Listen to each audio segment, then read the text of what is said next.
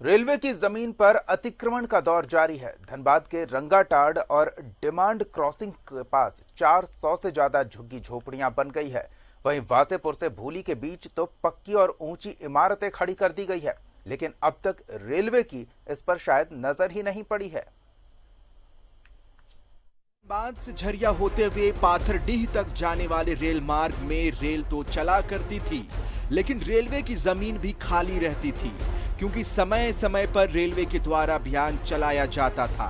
लेकिन जब से यह रेल मार्ग बंद हुआ है, तब से लेकर अब तक एक नहीं बल्कि दर्जनों लोगों ने रेलवे की जमीन का अतिक्रमण करके पक्का मकान बना लिया है, तो कुछ ने व्यवसाय खोल दिए हैं। कई घरों में बिजली कनेक्शन भी लगा है, तो कई अतिक्रमणकारी नगर निगम को होल्डिंग टैक्स भी देते हैं। सवाल यह उठता है कि कैसे ये अतिक्रमणकारी से नगर निगम टैक्स वसूलता है और बिजली विभाग ने कैसे रेलवे की जमीन पर कनेक्शन दे रखा है। रेलवे की ओर से अतिक्रमणकारियों को हटाने का कई बार प्रयास किया गया, लेकिन वह सफल नहीं हो सका। कई अतिक्रमणकारी भी धीरे धीरे रेलवे की जमीन पर कब्जा करते देखे जा रहे हैं। कईयों ने डंके की चोट पर खटाल खोल लिया, यहाँ तक कि नगर निगम का पानी भी वहां सप्लाई होने लगा। रेल मार्ग बंद होने के बाद जिला प्रशासन ने इस पर सड़क बनाने की पहल की थी, जो आज भी अधर में लटका हुआ है। फिलहाल स्थिति यह है कि बंद रेल लाइन के दोनों ओर कब्जाधारियों की संख्या बढ़ती जा रही है। प्रेमनाथ चौहान ने किस जमीन की कागजात पेश की थी JBVNL को, जो उसे विभाग ने कनेक्शन दिया। हमारे यहाँ एक व्यवस्था है जैसे प्रोविजनल कनेक्शन का। अगर किसी ज़मीन पे या किसी प्रॉपर्टी पे ऑब्जेक्शन नहीं है और मान लीजिए उपभोक्ता के पास अपना ज़मीन रहने का नहीं है और वैसा वो रह रहा है, तो आज के डेट में है कि बिजली जो है आपका बेसिक चीज़ हो गया है। तो इस चीज़ को देखते हुए टैरिफ में एक प्रोविजनल कनेक्शन का भी है, जहाँ पे हम डबल सिक्योरिटी लेके कंज्यूमर को पावर्स में दे सकते हैं। ये रेलवे की ज़मीन है सर।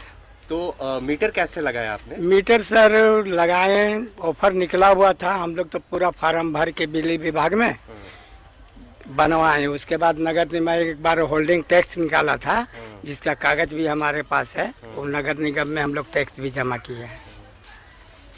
तो आपको ये भी मालूम है कि ये जो है रेलवे का अतिक्रमण किए हुए, तो फिर आप इतना रिस्क लेके कैसे रह रहे हैं? सर हम लोग आज से नहीं, हम लोग बहुत समय से यहाँ पर बसे हुए हैं। पहले ये सब कोई बात नहीं था, और अभी अतिक्रमण तो अभी आ रहा है, जहाँ तहाँ होते ही रहता है।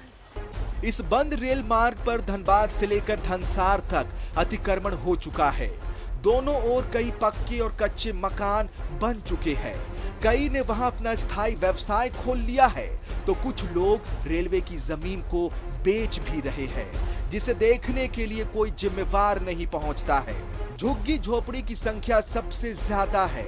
इसमें कई संदिग्ध लोग भी रह रहे हैं। कहीं कहीं पर खटाल खोल लिया गया है। आपने देखा है कि रेलवे ने काम किया साउथ साइड पे, सभी लोगों को साथ में लेके हटाया गया। इसी तरह से हम लोग सारे पूरे मंडल में कर रहे हैं। अब इसको धीरे धीरे हम लोग इसको हर जगह से कोशिश करेंगे कि इंक्रोचमेंट हटाया जाए। इंक्रोचमेंट तो रेलवे को हटाना है, और इंक्रोचमेंट हटा के फिर छोड़ देती है रेलवे। छोड़ देते तो फिर लोग इंक्रोच कर लेते हैं। तो अगर इनका कोई कारण हो, कोई काम हो, तो पहले से अपना लोग को समझा बुझा करके बात करके इंक्रोचमेंट हटाना चाहिए। काम आवश्यक नहीं। वो रोड बन रहा है, साउथ साइड स्टेशन चालू होगा, उससे काफ़ी सहूलियत हो जाएगी। इस ये जो आपका रंगाटाड़ चौक होते आते हैं, इसका लोड भी कम होगा, थोड़ा ओवर ब्रिज का भी बर्डन कम होगा। वहाँ चालू होने से लोगों को काफ़ी सहूलियत हो जाएगी, लोगों को झरिया से या धनसार साइड से या बैंक मोड़ से आने में। तो वो काम अभी हमने पूछा है, तो वो बता रहे थे कि नहीं, उस पर काम चल रहा है। बहरहाल रेलवे यदि इसी तरह से चुप रही, तो आने वाले समय में पूरी जमीन पर अतिक्रमणकारियों का कब्जा हो जाएगा।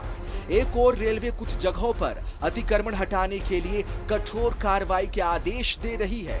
वहीं कई ऐसी जगह भी है जहां रेलवे चुप्पी साधे हुए है। धनबाद से न्यूज़ 11 भारत के लिए कुंदन सिंह की रिपोर्ट।